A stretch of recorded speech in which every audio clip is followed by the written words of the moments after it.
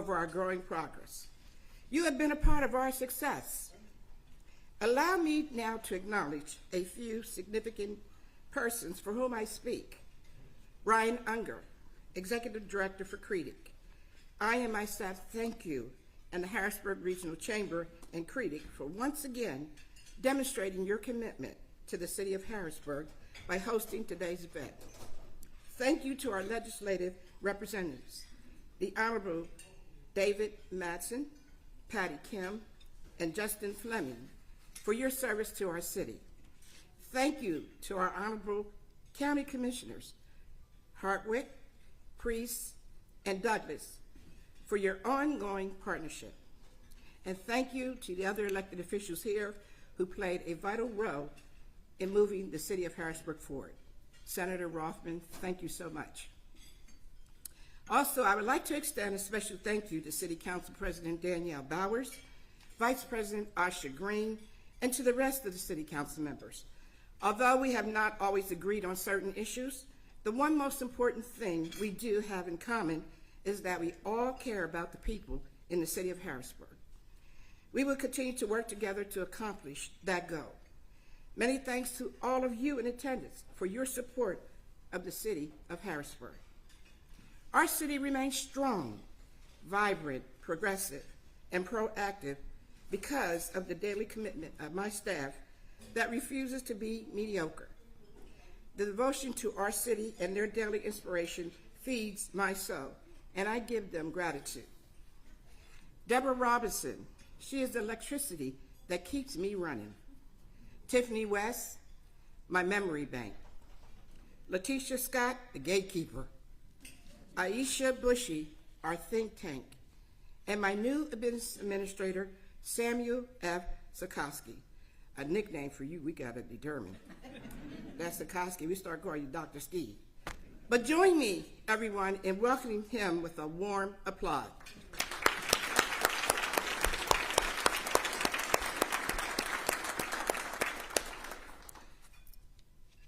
The National League of Cities has requested a member of my administration, Mr. Carl Singleton, Diversity, Equity, and Inclusion Director, to participate in its 100th Anniversary City Summit Conference this year in November.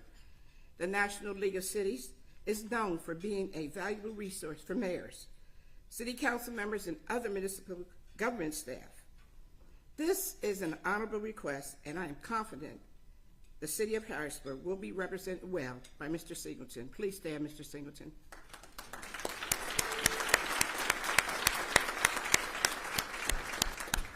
Last but not least, Gloria Martin Roberts, who answered my call when I needed her the most and has stepped in and has been a proven leader, as well as an advisor and a consultant in moving the Department of Economic Development and Building and Housing forward. Ms. Roberts, please stand.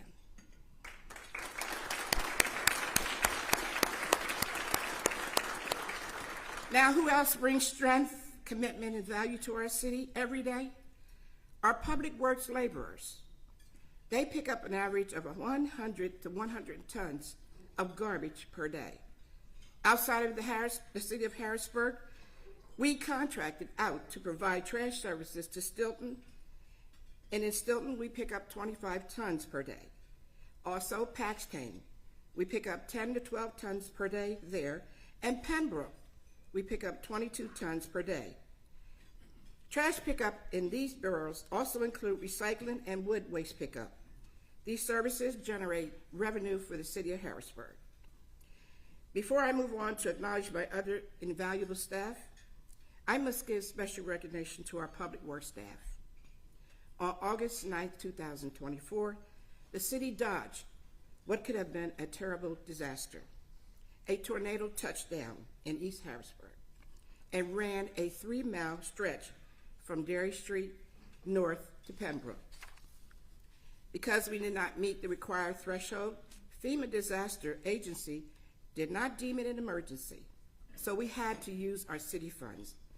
I authorized the Public Works Director to use our funds to complete the task for the residents. $86,000 was used for manpower and equipment. The storm had destroyed more than 110 buildings, and by the grace of God, not a single person was hurt. What we saw after the storm was nothing short of inspiring. Our public works team dropped what they were doing and immediately became frontline workers and start helping our residents. Not because it is their job, but because they recognize friends, families, neighbors, co-workers, and other residents that needed a hand up.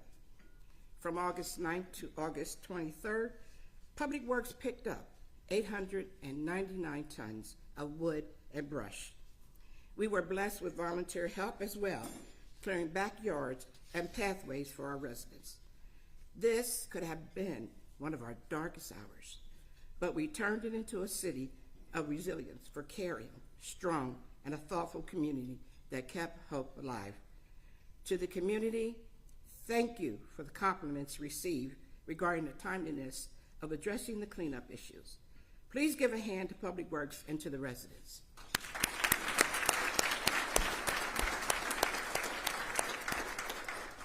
Now, allow me to continue recognizing our other warriors that uphold our quality of life, our firefighters, law enforcement, code specialists, planning, parks and recreation, human resources, operations, finance and revenue, building and housing, law bureau, diversity, equity, and inclusion, contract specialists, procurement, IT, facilities, and capital projects, our engineer, traffic and engineering, and last but not least, our former communications director, comprising over 450 valued staff who join me by coming to work every day with the attitude of making our city even better than the day before.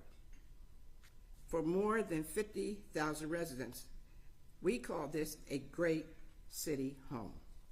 I ask that you join me in giving them a hand.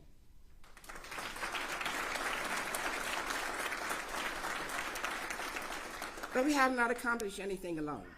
We continue to need your partnership. Those of you in this room and others who could not be here today have been the difference makers. You remain the hands that knead the bread that feeds our city because we share a common goal, a stronger capital city. An example of what we accomplished by working together is the rebuilding of our historic Broad Street Market. As I speak, work is underway on rebuilding our historic market. Alexander Building and Construction will oversee the rebuilding of our market. It is on board right now. Yes, it is our desire to first support our local businesses based here in Harrisburg City. They are also one of the region's leaders in large-scale construction projects. We now have an architect on board that will work collaboratively on the project. Design work is well underway, and the spring of 2025 is our goal to break ground, with an estimated completion date in late 2026 or early 2027.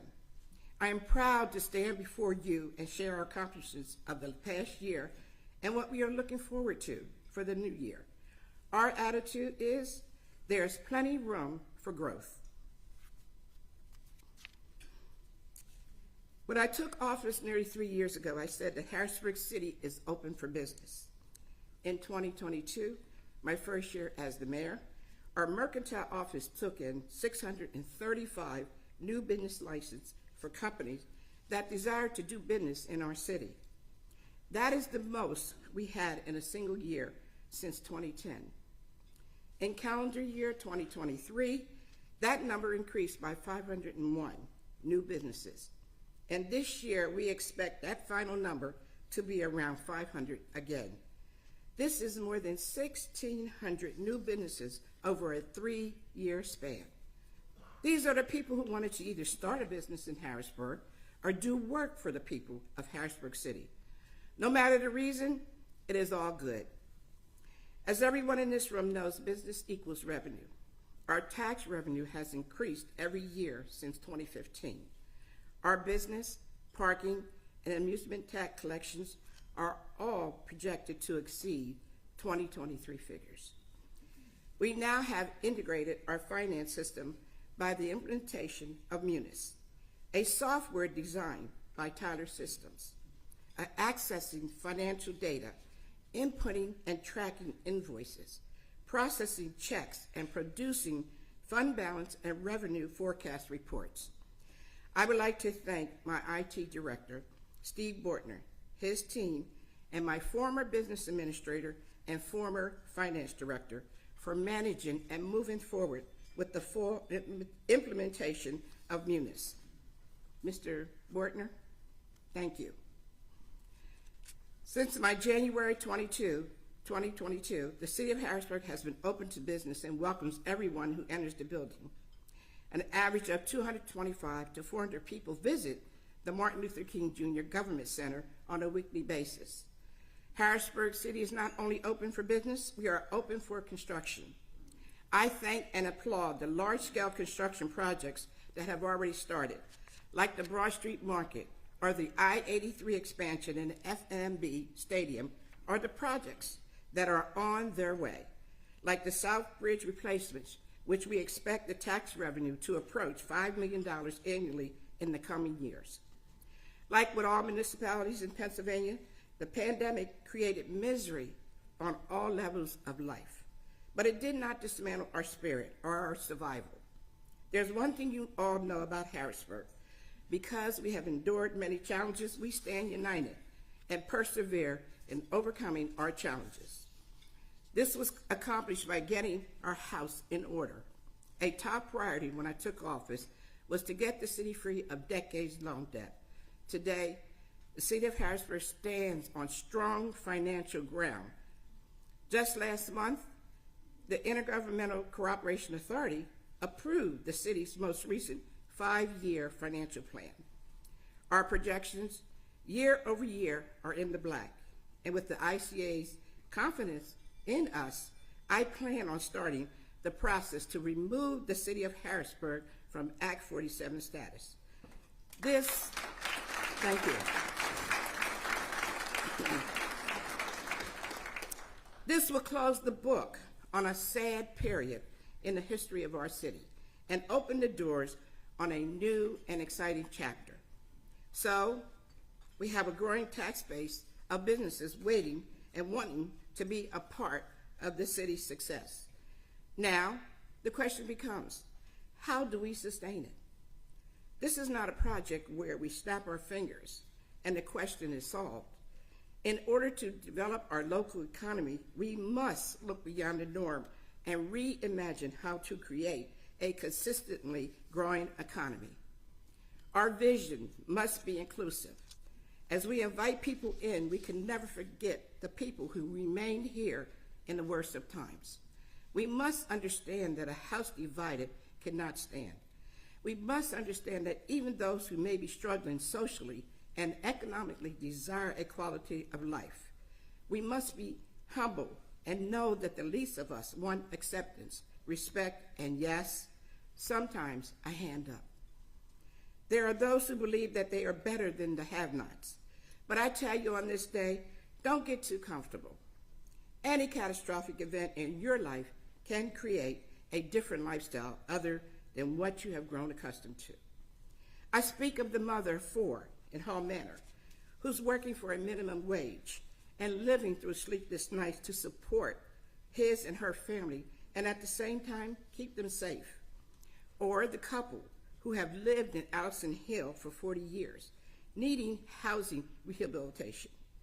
Their neighborhood may have changed, but their love for the city of Harrisburg remains the same.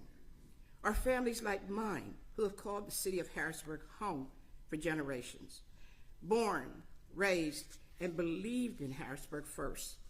We must continue to inspire them to remain as residents here. Our newcomers to Harrisburg City, I welcome you with open arms, and I want you to experience the same longevity and love for our city as I have.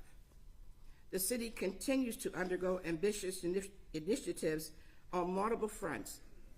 First, thanks to a U.S. Department of Housing and Urban Development grant, we are looking to transform the Hall Manor and Hoover Homes developments in South Harrisburg. This project will replace more than 220 units into a mixed income space of opportunity. That the development will provide diverse housing options for current residents while fostering an inclusive community where people of different incomes can thrive together and live in unity. We will build this space with retail, business, and community services, all walkable and bikeable, prioritizing health and mobility. This will contribute to a more vibrant neighborhood community and remove systemic and historic judgments towards those living in public housing. You will soon see the same revitalization in Allison Hill. Our gratitude to Governor Shapiro and Lieutenant Governor Davis. The state has welcomed Allison Hill into its Blueprint Communities program. We are going to transfer how people live and do business in one of Harrisburg's oldest and proudest neighborhoods.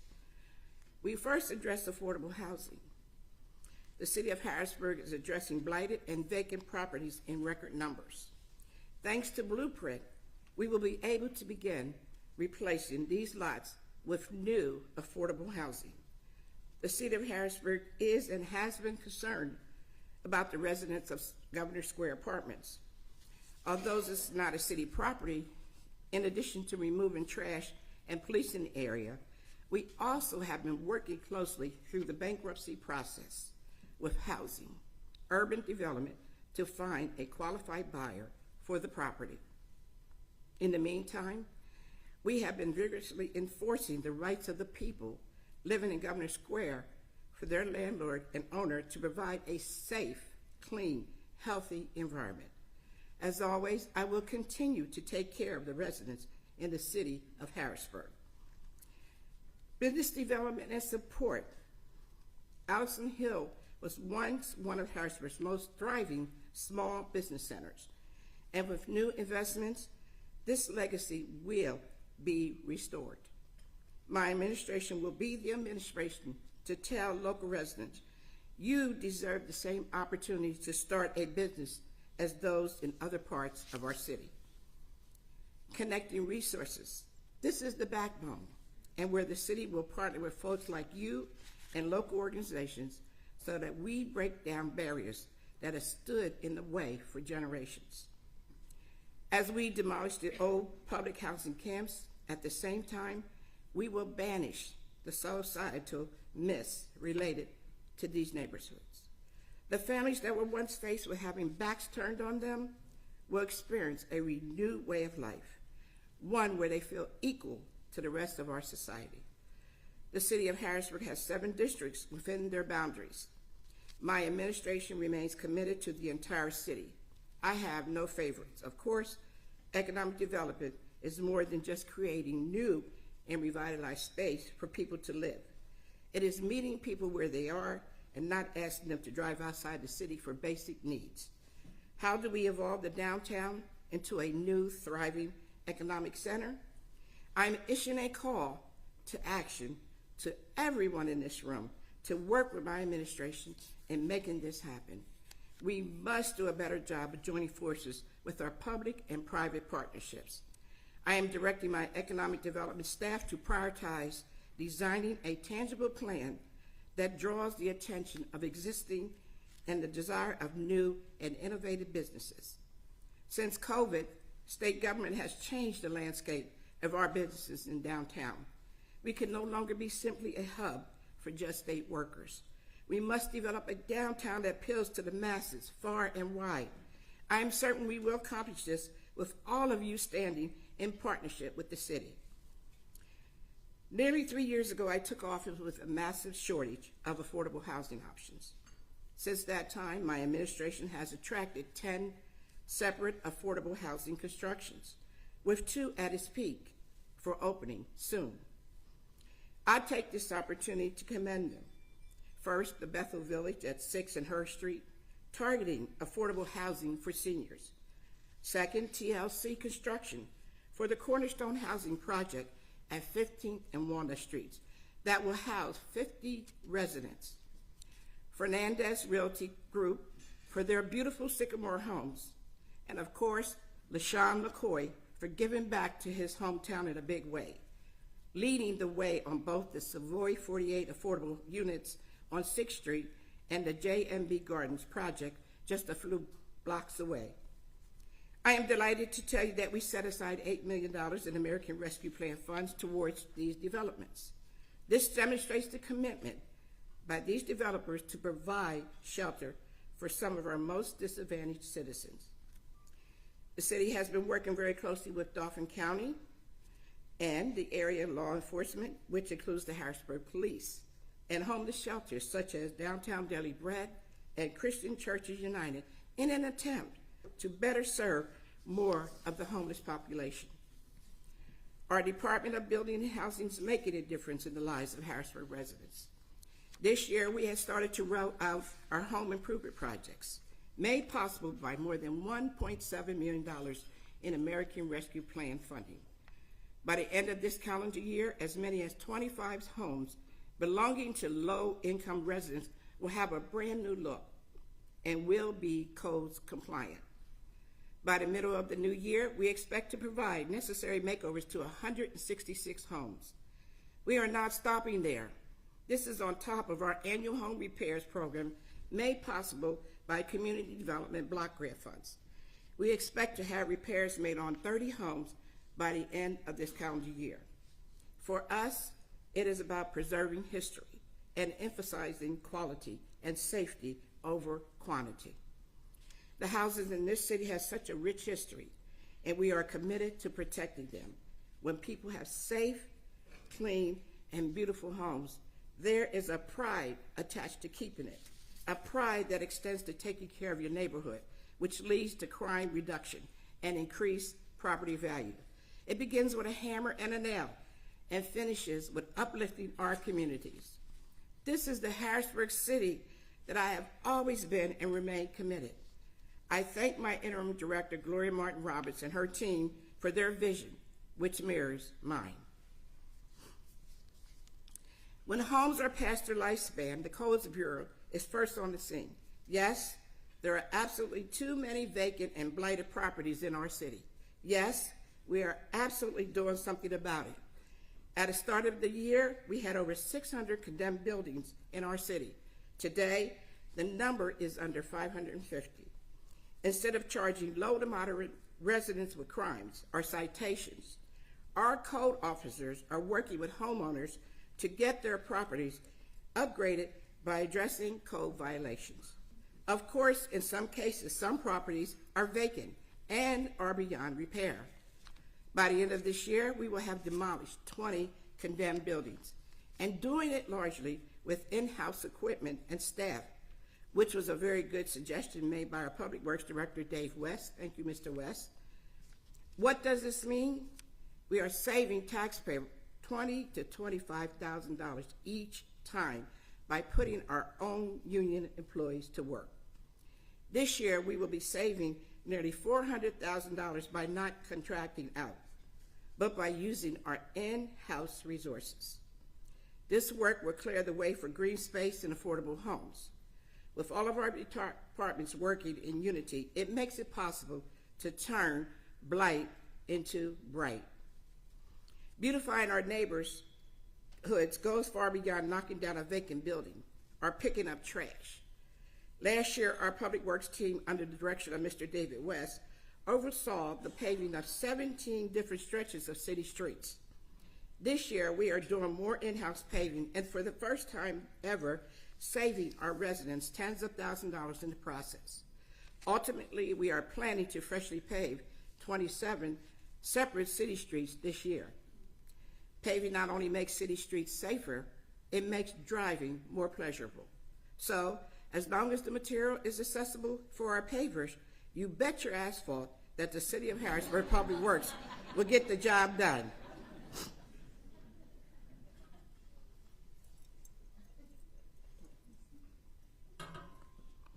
In my administration, we realize opportunity and safety are directly connected. That is why we have invested in our public safety units more than some prior administrations have. Our Fire Bureau, under Chief Brian Endersline, is consistently the gold standard for fire departments across Pennsylvania. We have replaced an aging fleet with 3 new trucks this year. When they're not fighting fires in our city, They are often first to arrive on the scene in other boroughs and townships. When they are not doing that, they are going door to door installing smoke alarms and carbon monoxide detectors in any home that wants them. Their commitment to our city residents never takes a break. Thank you, Chief.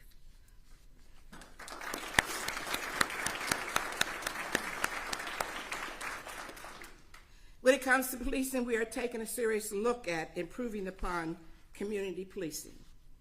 Under my administration, we have invested in our community service division more than ever before. The guidance and training they have received under Captain Russell Winder has been excellent. We now have 6 community service aides, and hopefully more after the next budget cycle. Also, a group violence intervention program, referred to as GVI, is off and running. The GVI program focuses on reducing violence, improving public safety, strengthening communities, and building relationships between law enforcement and the citizens of Harrisburg. We are already making inroads with individuals who choose crime instead of being good citizens. Our GVI program is all about offering choices to people to tell them there is a better way than the life they are living. It has worked in communities nationwide, including some and others down the road in York, Pennsylvania. But it is not an overnight fix. And I'll say that again. It is not an overnight fix.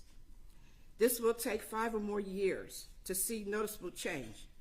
When it does, it will be generational and will make Harrisburg City a safer place to live for our children and families. I firmly stand with Commissioner Tom Carter in support of this program, who has always operated on what is best for the city of Harrisburg.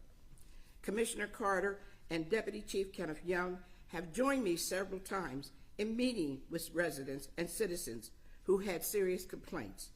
It is more important to understand for the people the investigative process that we undertake.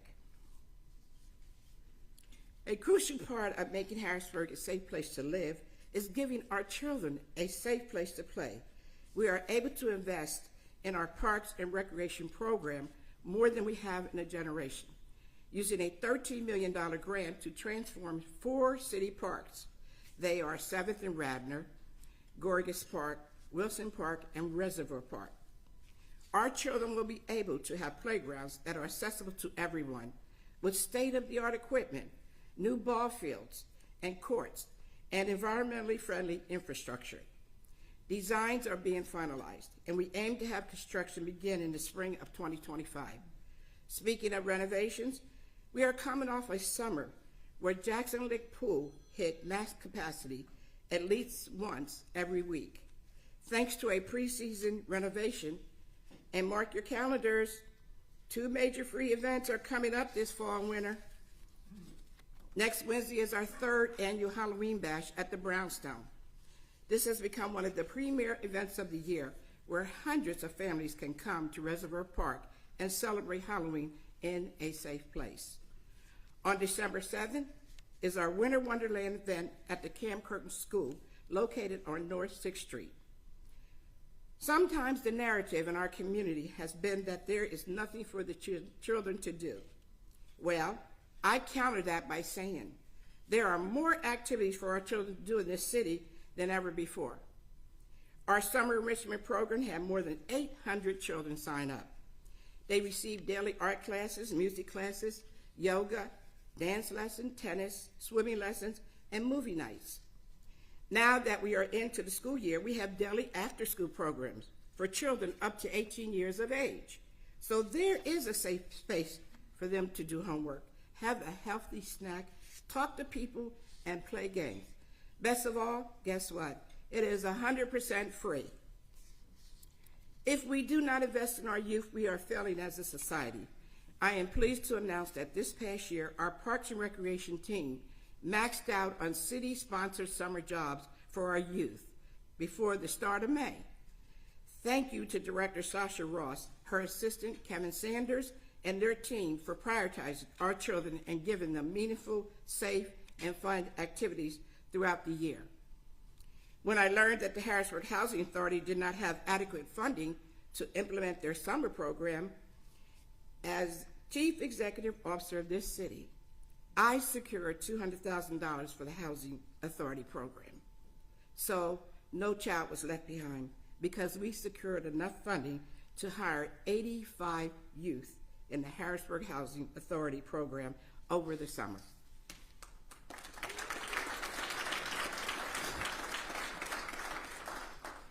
Everyone in our city deserves to be safe, whether you live, work, drive, bike, or walk here.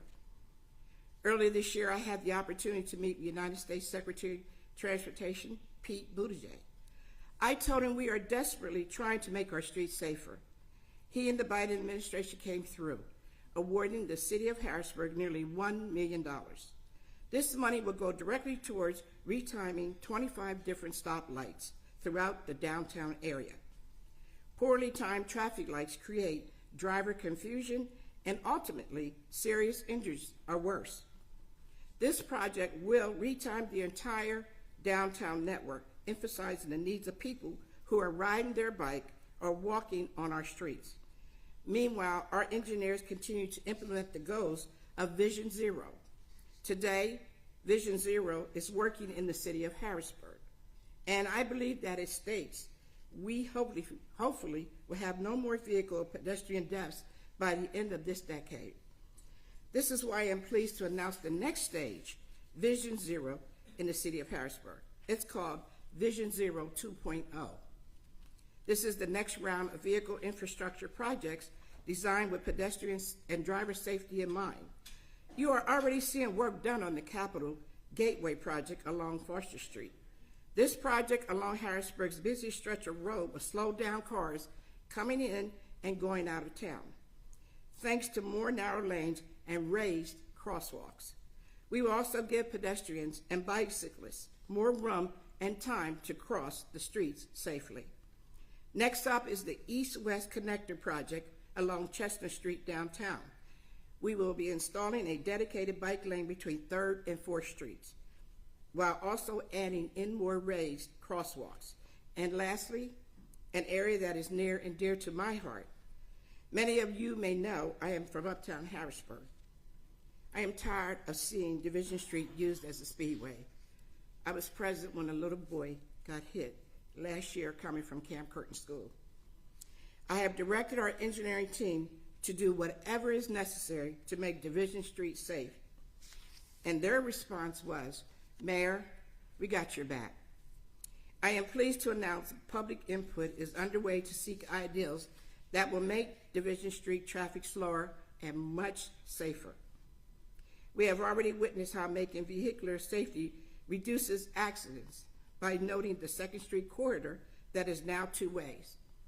Another example of the city and community collaborating for the greater good of all, by the way, in your booklet is the contact information of my department heads if you have any questions about how we're going to do our next corridor. Please feel free to connect with them regarding your concerns and our input. In summation, I served 16 years on City Council and almost 3 years as the mayor of our fair city. I'm not only proud, but strongly confident that our city is progressing in the right direction. But as the mayor, let me share some community events that are very clear and close and dear to my heart. Through sponsorship, I was able to initiate Senior Citizen Christmas Holiday Trip to the Farm Show. 61 seniors were able to attend. With the help of the Capital Area Transit, we picked up seniors at various locations and brought them to and from the Farm Show. And if you ever know 61 seniors, I couldn't find them. I had to have people riding around the whole Farm Show looking for them. And we also gave them gift cards. So they say, wait a minute, I just want to buy one more thing. So that was a chore. And we are going to have it again this year. As a matter of fact, the information will be disseminated out to the senior citizen housing units. The next one I'm very, very happy for in doing is the Christmas toy giveaway. 7,500 toys were donated by Toys for Tots. The Fernandez Realty Group donated 50 laptops for the children for this Christmas giveaway. I also performed 18 weddings in the City Hall atrium area.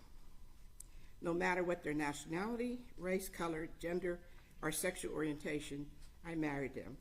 We performed the weddings, and the wedding couple we later gift with photos. And last but not least, Friday is my day for office visits with the community. So far this year, I have met with 102 residents from the community. I have met challenges some thought would defeat me, but as a servant leader, I lean on a higher power to drive this journey. This is why I conclude that Harrisburg's best days are ahead, and the tireless work we have accomplished since January 2022 has prepared us for even a brighter future. We must continue these good works without a lapse in leadership for the completion of all our many visionary projects. I am so convinced of this that next year is my humble honor to seek re-election as your mayor. And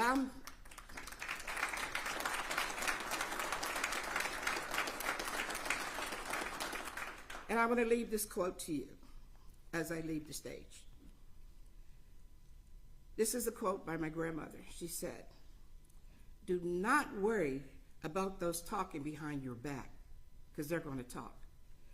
She said, "They are behind you for a reason." Thank you for being a kind and enduring artist. Have a blessed day.